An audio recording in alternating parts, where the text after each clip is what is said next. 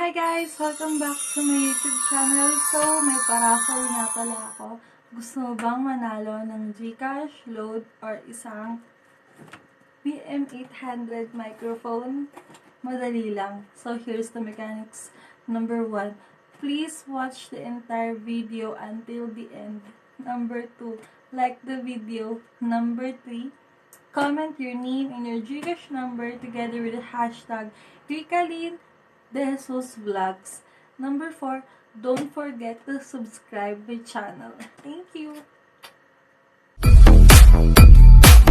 So for today's vlog is we're going to try not to laugh challenge sa mga bloopers ng mga funny reporters moments. At gusto ko lang ito i-vlog sa ngayon kasi matatapos na ang 2020 at wala akong maisip na i-vlog. So, throwback muna tayo sa mga bloopers ng ating mga reporters dito sa Pilipinas. So, ready na ba kayo? Meron pong mga taong tinatawag ako. Huwag po kayong manahimik o magdalawang isip. Kung may alam kayong katiwalian o reklamo, ipaalam ninyo sa sumbungan ng sumbungan ng bayan. Narito po ang aming hotline. Sakaling manalo man, hindi ho ba, no? Sakaling manalo man, hindi ho ba, no? Sa mga uuwi bukas galing sa long weekend, Ate B. Di ba nanalo, tuwang-tuwa kayo. Naku, magpakarga na po kayo dahil may pagtaas na naman sa presyo ng petrolyo sa susunod na linggo. Maglalaro po sa 90 hanggang 1 Gs. Good luck naman. Kada litro ang dagdag sa gasolina. Sa diesel naman, 55 hanggang 75 centavos kada litro ang itataas.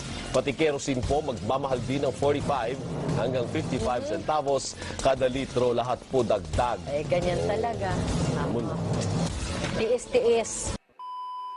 Ibig din namang nagtapos ang prayer march sa Maynila na yan, pero bago nagwakas, sari-sari muna eksenang nasaksihan sa pagitan ng mga pulis at mga ralista. At live...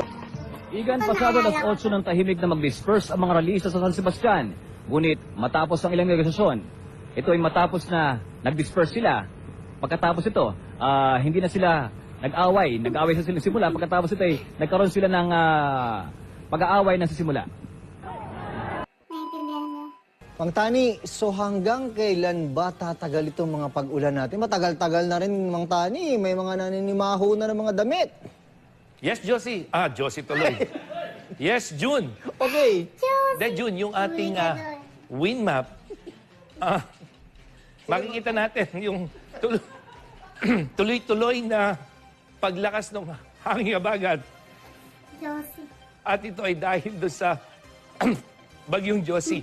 At hindi lang ngayong weekend, kundi maaring Lunes hanggang Martes, tuloy-tuloy itong paglakas ng hangin habagat. Kaya mga kapuso, hindi lamang po ngayong weekend makakaranas ng mga pagulan, kundi maging sa mga susunod pang 2 hanggang 3 araw, June. Mang Tani, sige, maraming salamat sa iyo. Baka kung ano pa matawag mo sa akin, maraming salamat. Makakagalit na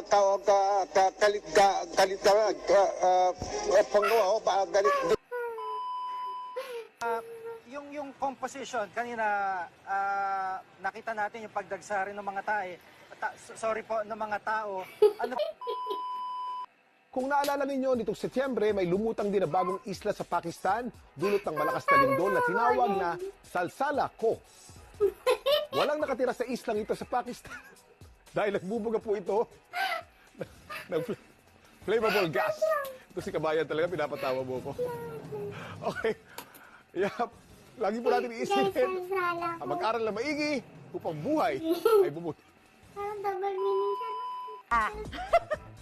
At yun yung mga chika ko this Thursday night. Ako po, si Iya Arellano. This Nelson Mike Adams. Ito talaga. Alisin mo na maskara mo. Ay, wala nga pala. Sorry At yan ang mga balita ngayong Webes. Happy Halloween! Itsura ni Kuya Mike. Magandang umaga, Luzon. Magandang umaga. Ano ba yan? Magandang gabi, Luzon. Magandang gabi Visayas, magandang gabi Mindanao. Sa gitna ng pagkulitan ng Semana Santa, nagluluksa ang pamilya ng isang mag-ina sa dalawang... So, sana nagustuhan mo ang video na ito at ginawa ko tong video na ito para naman mapasaya kita at para mawala ang mga negative vibes bago pumasok tayo sa taon na 2021. So, sana maging okay na ang lahat at sana maging maligaya ang ating New Year. At kung nagustuhan mo ang video na ito, sana wag mo kalimutan mag-subscribe at i-hit ang notif bell para naman ma-notify kita sa mga bagong video updates. Bye-bye! Maraming salamat!